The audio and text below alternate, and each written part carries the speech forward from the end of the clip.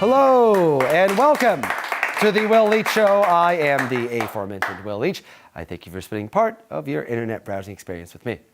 Today, we're going to talk about being funny in sports. Now, this is a talk show about sports, and I try to make jokes about sports. I've written funny books about sports and funny columns about sports and more funny blog posts about sports than any sane human should ever even try. But I'm kidding myself because sports, they're just not funny. Or at least the players who play them aren't funny. In fact, I'm just going to say it. Athletes have the dumbest sense of humor in the world. Now, there are exceptions to this. Joel Embiid, he's pretty funny. A's pitcher Sean Doolittle has said he wants to ride a hoverboard like Marty McFly to the mound. That would be funny. But to most athletes, the pinnacle of comedy is not Richard Pryor or George Carlin. It's a hot foot. It's a cream pie to the face. It's red hot in the jockstrap. It's a cup check. Sports are generally humorless. Baseball is a sport so buttoned up that when you are trained to, if you do something that makes you happy, to cover your face with your glove so nobody sees your joy. Football exists mostly to grind your personality into dust. And I'm not sure I've ever seen a golfer do anything interesting ever. Sports are free-flowing, glorious exercises in theater and entertainment. So why is everybody who works in sports so dull? Now, part of it is focus, I'm sure. It's pretty hard to hit a 100-mile-an-hour fastball when your mind is occupied by dirty limericks. But there's a self-seriousness to sports that sometimes is hard to fathom.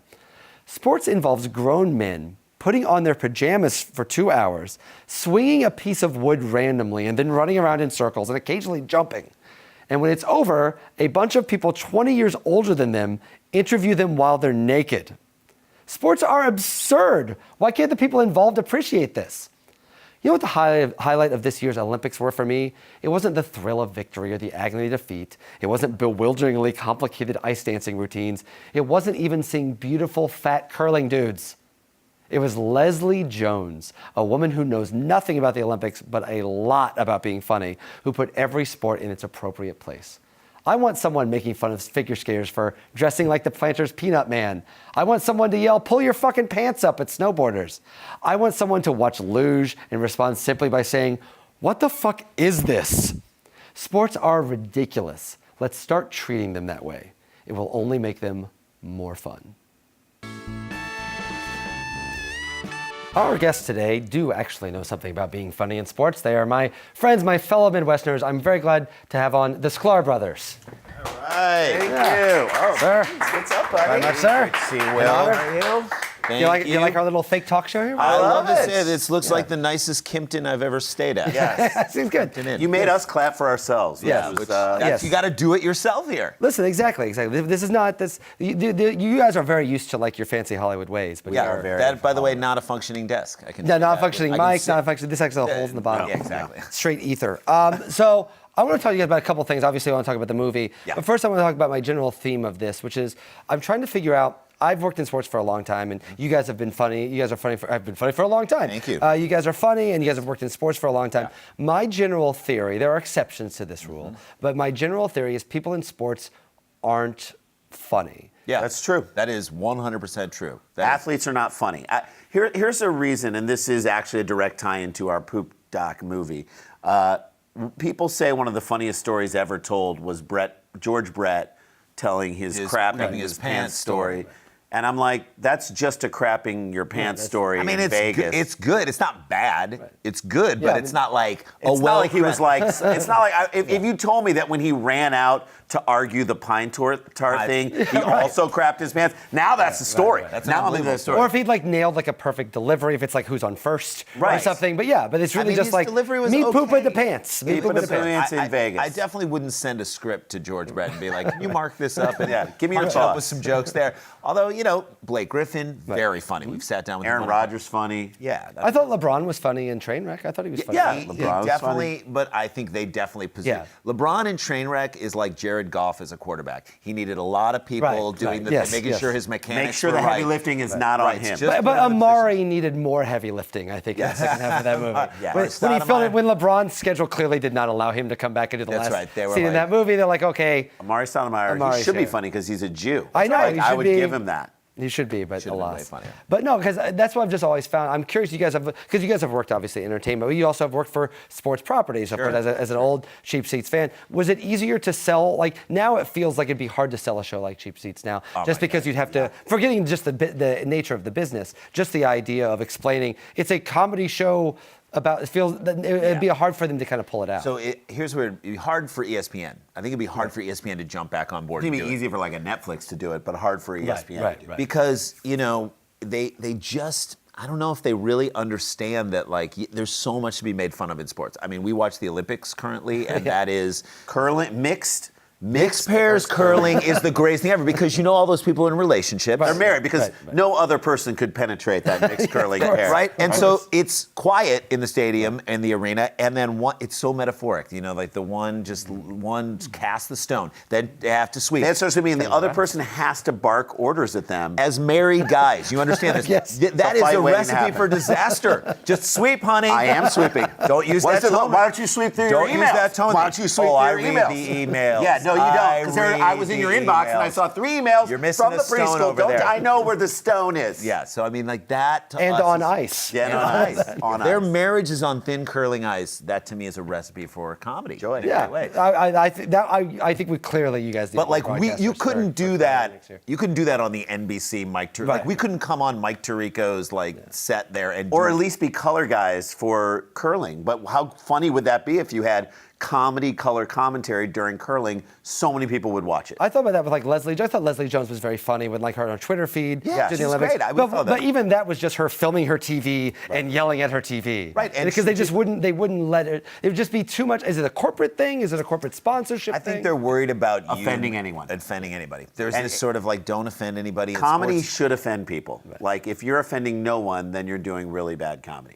So You should cross. the age feels different. Like that almost feels like an old. Like I don't Yeah. know if that's necessarily. I agree with you, but we're old. But so you look at who are the top people in comedy? Who are the people who you think about, like Dave Chappelle, and you think about Chris Rock, even his latest special, very controversial. Bill Burr. They push you. They're not safe. They're not safe. And so there's something dangerous about comedy, and I think sports is already the reason sports I think is so lovely to watch live is that hopefully you don't know the outcome. So there is this we've got to be glued to our set to find out what is going to happen in this thing. In comedy, there's the element of danger makes you want to stick around and see what this person is going to say. And you're willing to wait for a setup in comedy, whereas sports you want it instant. you want the. I think it's just hard. Also, athletes, especially at the highest level, and I know you've been around them, if they're too funny, then you're like, no, you should have been working you on mean your jump concentrate. shot. You should have been working on It's like when Chris Angel, the magician, would be on billboards and he'd have like an 8-pack abs. I'm like, you're spending too much time on your abs. You've always said that. You only need one ab in magic, and that's abracadabra. That's right. The rest of it, you don't need abs. Right. Penn and Teller do not need to be. Yeah, they're not in great don't shape. have abs. Penn and Teller is a Penn. Penn in particular. Penn in particular. Teller's got some. I think he's. I guess he's he might be cut. jacked. Teller's cut. He might be jacked. He's got some quiet strength. Let's be honest. Yeah. So okay, I can't have you guys here and not talk some Cardinal stuff. Yeah. All right, Oh my let's God. talk Cardinals. Let's talk about it. So I feel like the whole kind of Cardinal era of baseball is kind of now in a post 2011. Look what happens in 2011. La Russa leaves. Yep. Matheny comes in. Pujols leaves. Pujols alert! Pujols alert! Pujols alert! Yeah. Okay. So this is very exciting. Is he I here? stood up. Is That's he how here? exciting. Is he He's not here? here. He's Not not here. here. Okay. But in honor of your movie Poop Talk, Okay. every single time that Albert Pujols comes up in this podcast, we are going to have you actually see if you can correctly identify an animal Pujols. Wow. Okay. So give me Oh my your God. correct. That, I believe, is Scott Spezio. Is that right? Is that No, it's missing the red. it's an animal. It's missing the red So that's stripe. an animal poo hole. Wow, that could be like a Japanese macaque. I'm gonna say it's a monkey. I'm going to say that is a Bichon Frise. That is a dog. That is That's a dog. I got the dog That is right. just a Yeah, dog. thank That you is- very that much. is, That is a dog. That is the dog's name is Samantha, and it took her forever to get her to sit very still. sweet. So keep that in mind. Keep that in Anytime mind. we mention if the it. secret word comes up, Okay. be prepared accordingly. Sort of. But no, Cardinals-wise, generally speaking, I feel like this is kind of a transition year for this is like a pivotal time, right? Their big fan fest this year was they're poorly attended. Everyone's all angry at them. People are mad at the ownership because they felt like they didn't do enough in the offseason. Now, Reyes comes back. He actually might be the starter we thought he was going to be last year before. We made a lot of errors in the field, by the way. Yeah. last Yeah, year. well, More than we typically do. They've been losing Oquendo, your guy So Oquendo. Oquendo's back now, and Willie McGee's back. Yeah, We yeah. talked to Ozzie Smith on our podcast, View from the Cheap Seats, which will come out in maybe around when the start of the season is. And he said that Willie McGee and Ozzie Smith being back here means Willie McGee and Oquendo. and Oquendo being back with the team mean that fundamentals will return. The fundamentals that had not been there for the last little bit of time. You know, it's Guys have to emerge. Like I think the Cubs what the Cubs have done has made us a little bit more insane too. Yeah. Like the Cubs win the World Series was supposed to be like I've always told people the world was going to end if the Cubs won the World Series. Yeah. And literally like 5 days later, by the way, the world Trump pretty gets much elected. ended. Yeah, exactly. But and I think the Cubs winning the World Series made everybody like now. Like you didn't have that thing over. Like, no matter what happened, the Cubs sucked. You were going to beat them. Right. I think it's made everybody a little bit more critical. Well, yeah, and you know, I think the Cubs kind of them being as good as they are forced Pittsburgh to dismantle. Like Pittsburgh was so close. There were those years when it was Pittsburgh in the cut. You thought, okay, if Pittsburgh just adds one more piece, they're they blew there. the whole And then thing they up. blew the whole thing up. Cardinals will not blow the whole thing up. They can't. They can't. But again, in sports, sometimes you lose guys and your team gets better. It's this bizarre. It's addition by subtraction in a weird way. I mean, it certainly happened when the Pujols. I mean, Here we go. Here All we right, go. let's get to another. Let's see. Why would That's you actually do just my name. That's actually horrifying. Okay. Oh my so God. what kind of Okay. animal? I think I know what that is. Is it animal pools? What is it? I actually think that's Mike Trout. I'm sorry. Are we not doing angels? I think that is a snake. that's a fish. That is in fact a fish. That's Yes. I'm a little. He knew immediately. I thought you Feel might be good. on it with the trout thing, but I said Mike Trout. I should have just gone with a regular trout. All right, Yes. fine. the guy knows his fish and news. Fish, yeah. Pujols. Okay, now we're gonna do a little. Actually, I want to talk to you about poop talk for a second. I want to Please, tell you a little bit please, more about it. First off, what inspired you initially to like? Because obviously, like comedy and poop I think There you go, are hand well in hand. connected. Well, initially we were We approached. didn't set out to make this movie when we started. Well, in this first of all, business. we know we didn't make The Shape of Water. We made The Shape of Toilet Water. And Although we that's should have fine. probably called it, since it came out against the Black Panther. We should have called it The Brown Panther. We know that now. To be fair, I mean, like, does anybody have sex with a fish in your movie that happens No, in no, Shape of they Water? don't. So- First Best Picture winner ever to I mean, have someone have sex with a fish. Kind of makes He's sense. good looking. So our friend approached us, who's the filmmaker, Aaron Feldman, and said, I want to do, 2 years ago, I want to do a documentary about the history of poop.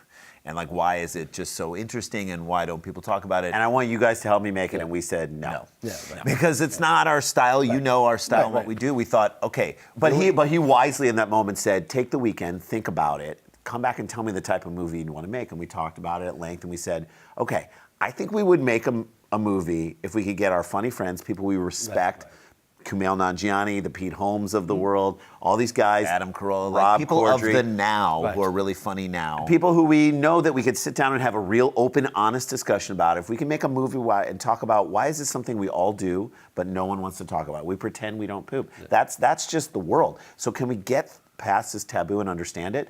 And that's the movie we'd make. He said, I want to make that movie. And so we started talking to these people. And the conversations were Hilarious and Funny and- profound in weird ways. It's this weird little movie that won't stop, and we love it. got like it's got Oh, an yeah. 86 on Rotten Tomatoes, Oh, yeah. which we couldn't Listen. believe. What I love is that people are seeing the movie we wanted to make. Right. which and they're was understanding something it. which is okay. So the poo hole, no pun intended, Didn't say the yes. no, Didn't you say the yes. is. I mean, there are a number of poo holes.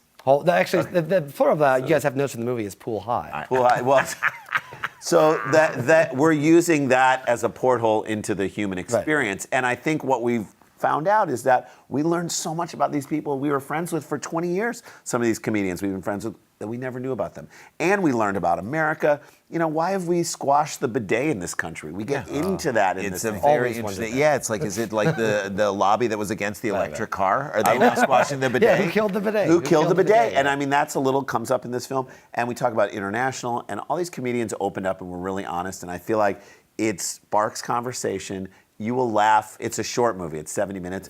You will laugh like 10 to 15 times in 70 So it's minutes. on iTunes, it's on Amazon, it's on demand, it's anywhere where you can stream it. And look, we released it. We hope it made somewhat of a splash. We were very happy Yeah, about that. dropped and it made a splash. Yes, exactly. Thank you. Two ladies laughed over there. I liked it. Okay, so now we're going to a section we call frivolous questions of dubious import.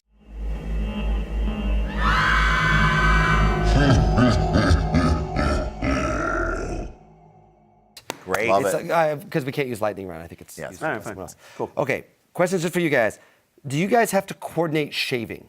No, but No. we have to coordinate sometimes clothing. Clothing, like if this is already dangerously dangerous. too close into a similar genre, like we're both, I think you guys are. You guys are wearing was- the same shirts. Yeah, that's right. That You was guys have like one shirt for the tour. one shirt for the tour. That was earlier today. Yeah. So, so would nice. explain. This is what we wear all the time. It's like a costume. That's like right. We should have changed. No, but like shaving, no. Yeah. I mean, there's a time I actually like to shave it down and just keep the stash, and he keeps I don't the do beard. that. Yeah, I'm barely a mammal, so I can't. Like this is like You a even grow a weird- beard? This is it's terrible. It's like I'm Well, like you a- have great hair. I'm like a dolphin. You have good hair. You're like a dolphin with great hair. A dolphin with Who knows great hair. a lot about sports. Yeah, like exactly.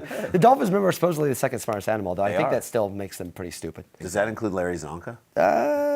Maybe. Probably not. All right. Okay, have the two of you guys ever been in like a full-on knockdown, drag-out fight with? Yes, yeah. in a cab in New York Like City. fisticuffs. Yes. In a cab in New York City when we were like in our 20s doing I comedy. just performed at the comic strip, and the set went but we were heading down to go do another set. So like, it was on You had to those figure it days out, where we right. would do 8 sets in a night. We're like, okay, we got to go up here. Comic strip, down to Caroline's, back up to stand-up New York, down to Gotham, all around the city. And we were mad at each other because the set didn't go well. We were mad about other stuff too. And I blamed him because I'm like, that guy on your side of the room was bothering us. Like, handle your business. we start fighting in the car. Like, And the cab driver stopped the cab and made us get out. this is a guy who like needs the money, needs the like he's medallion. trying to get the medallion, Right, and he's right, like, right. get out, Wow. get out. Get out, and I won't charge you. And he left us out like near Central Park. Like we had no idea how to get down to the next. I mean, it was Terrible. It was horrible. And we never fought again. Never fought again. No, we Yeah, never I mean, physically now that fought. we have kids, it's just hard. Yeah, yeah. No, That was a now, wake-up Now call. you can hit the kids. I don't Now wake you up. No. Don't hit your kids. You don't. We don't have the energy to fight. Yeah, I don't have the yeah, energy yeah. to fight anybody. Oh, or for crying out anything. loud! Yeah, yeah. I let my kids win every argument because I just don't have the energy. It's okay. Who's the funniest person you guys have personally ever met? The actual funniest human being. Wow. I mean, Will Ferrell is one of the funniest people we've ever met. so funny. I will say there's a comedian named Andy Kindler. Andy Kindler, who was one of our favorite, who really was an inspiration for us getting into it, and sort of like, I would say the almost the father of alternative comedy. He was definitely one of the forebearers. Swartzen is one of the funniest people we've ever met. Rory Scovel is one of the Yeah, funniest yeah, people yeah. we've ever met. Andy Kindler, whenever we're around him, we're laughing Nonstop. uproariously, nonstop, holding my side hurting because he's just funny in his bones. Yep. You know what I mean? He's got fun, like just him talking about anything. It doesn't matter. It could be the simplest, most mundane things. He can make it funny. Hilarious. What would Grizzly Man have looked like if it would have been directed by Whitey Herzog? If Whitey Herzog, first of all, it'd be a lot faster, Yep. especially on turf. Yeah, it would have been on turf. Small ball. We would have moved the camera around. He definitely would move the camera around. And oh my God. It's weird. Whitey Herzog was like in his early 50s when he even mid 40s when he coached that 82 team. Yeah, It mid seems like 40s, he was- he's our age. He's like perpetually 94. It's Here's weird. the thing about And Red Shandies. And- Both those oh, guys yeah. were like, what are you, 80 forever? So Grizzly Man, we have a joke in our act that like usually never gets a laugh, but we jokingly say because I one time bit into a date that had a wooden pit in the center You've of been it. to a date, not Marv Albert Right, stuff. got it. No, Yes, I yes. bit into To a a date date. and I cracked my tooth down to the rib, but I was like, I don't know why, I just voraciously bit into it. Like harder than I've ever chomped on anything. And then Jason says, You look like, I saw him do it. He looked like a bear trying to release his leg from the trap. and then I say, I chomped down on it so hard that the only person who could listen to the audio Couldn't of me, even watch it. couldn't even watch it, could only listen to the audio of me chomping on that date was Werner Herzog. Herzog, Just right, him right. listening to the audio of me chomping on the date and making a face. Yeah. This is too much. This is too much. That movie, man. Horrifying. It just movie. gets you right there. More Until co- you realize that he just wanted to be an actor. Yeah, And you're exactly. like, Yeah. You get what Yeah, you yeah. deserve. Take You probably saved yourself a lot of bad Yeah, auditions. yeah. His soul was in a firmer place at that. Right. You go out a hero. Do you guys actually care that Mark McGuire took steroids? Deep down, do you actually care? Does it make that period less fun? It does Doesn't not it- make that period less fun. No. Now that period was so fun, and that period was needed post-strike to like bring everybody back. Yeah, It does bother me that he took steroids because I'm like, Mark McGuire, I don't know what he was taking at the beginning. Right. I'm assuming he wasn't taking anything when he was a rookie. Right. Okay, he may have been, He but seems I very think, live. I Yeah. think he was too young to be that.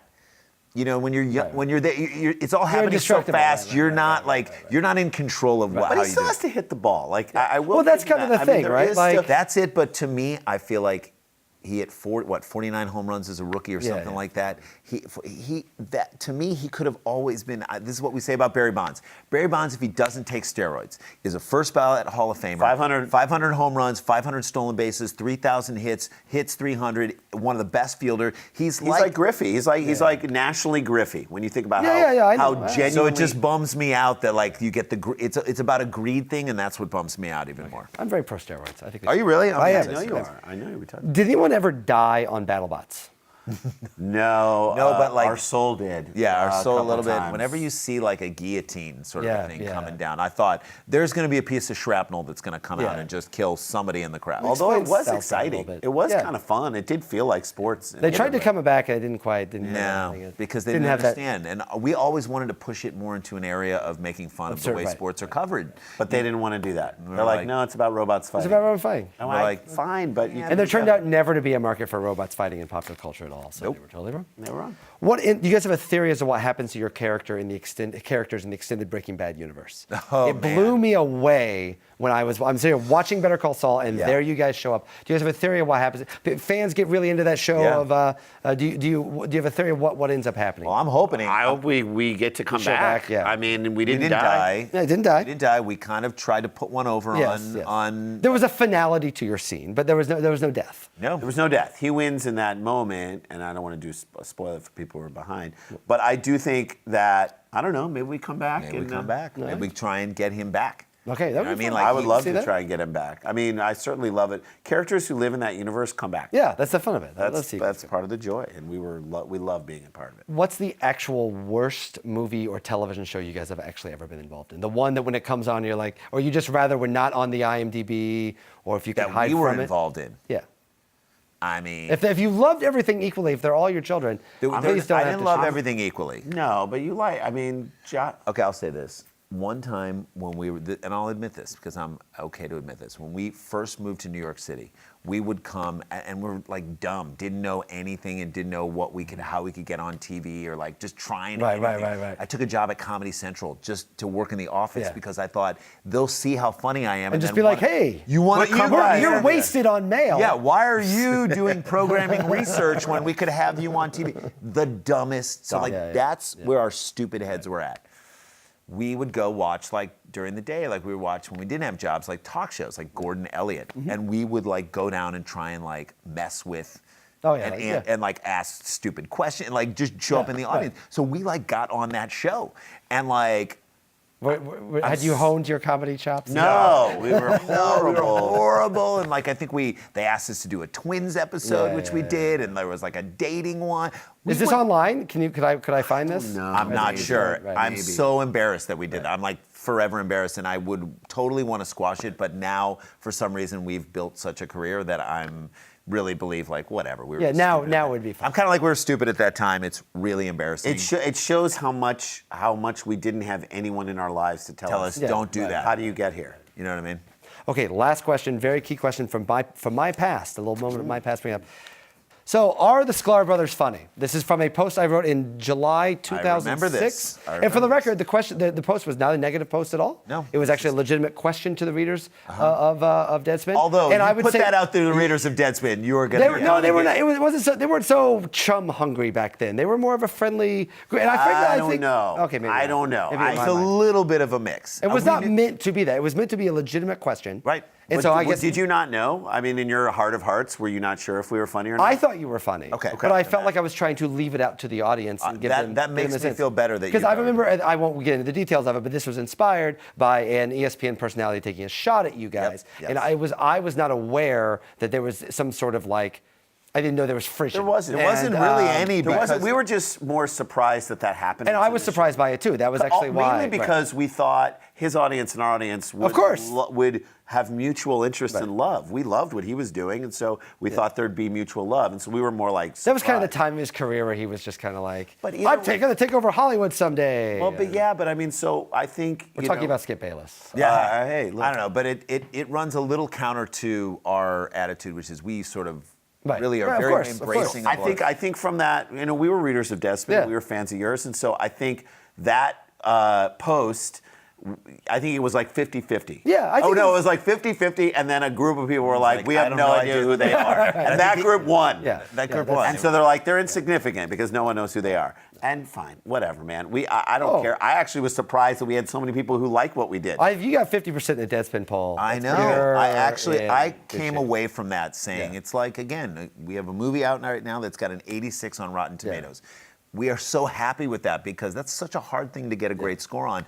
That poll for us, I was really surprised at how many people said, I like what you guys do. Yeah. I took that away from it. It's because it's way easier to rip something. Right, of course. In that moment In the book than it writing is- world, it's like getting a good review from Kirkus. Yeah. It's really hard to get a good review. Exactly. My friend wrote a book. You're My happy. friend Peter Begler wrote a book called the Fearless Traveler's Guide to Lonesome Places and got a phenomenal Kirkus. And if you get Kirkus, you're like, okay. Like, well, I must did be it. all right. I did it. Okay, we're going to do a game. It's called Cardinal or Cardinal.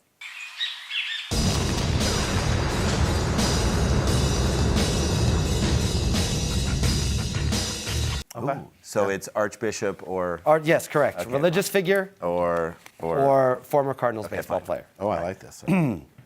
Yadier Molina. Oh, I mean, Obviously, we had to give you that one. I don't know who I'm sure. Angelo Sodano. That's this. I'm going to go there. No, that is not a Cardinal. Not me, Cardinal. It's this. Oh, sorry. You pick up the. I did Oh, yeah, this. you did that one. Oh, because did you're that you're one. right and you're wrong. Sorry. wrong. You're right. Sorry. Told you. One nothing. Francis Arinzi. See, I think That's you're going to. this. I'm going to do this again. You are correct again. I know what I'm talking about. As a Jew, I know my Cardinals. I know, but I figured something's going to be a curveball. Joaquin Andujar. Obviously. not easy. John Frascatore. That's Got that one. Yeah. Jose Cardinal. That's that guy. That's correct. Luis Aponte Martinez. That's that. Correct. All right. Luis Melendez. You're up 3-0. That's good. He is a Cardinal. We're part of the Melendez brothers. Peter Turkson. I'm going to do go ahead. this. That is correct. Okay. Tarcisio Bertoni. That's this. You are up 4 now. You're racing. And the last one, Parangra Rubra. Parangra rubra. If loving you is parangra, I don't want to be right. I'm going to do this. I'm going to do this. That's actually the species of cardinal. That's actually the name for the species of the cardinal bird. So you couldn't- It's So you couldn't get that. Parangra Okay, rubra. final last thing we do. It's based off outbursts, but we can't use that name, so we just call it how fast can you say things on this show that you're on with Will right now. Okay. We give you 1 minute, 30 seconds, excuse me, on the clock. 30 seconds. I'll give you a category. It's like Family Feud, played really fast. Sure, It's outbursts. sure. Okay, 30 seconds on the clock. Put on. Pin ready. Name as many as fast as you can. Cardinals MVPs, go. Albert Brock. Albert Pujols. Okay, what is? One more. There we go. What animal is That's the a animal pig. pools is that? That's a pig. That is a pig. That's a pig. You guys tackled We that know like our- this we was know not our- an there we unfamiliar go. area. We know our Pujols. Okay, back to the game. Sorry, 30 seconds on the clock. Go. Albert Pujols, yes. Bob Gibson, Stan Musial. Bob Gibson, yes. Stan Musial, Honus yes. Wagner. Honus Wagner, no. Jim Bottomley. No. Dizzy Dean. Yes. Daryl Porter. No. Of the World Series. he was. Ozzie Smith. No. No. Jeez, who? Come on. Other Cardinals who have done it. Willie McGee. Yes. Willie McGee was an MVP in '85, I think. Lou Brock. No. Lou Brock, no.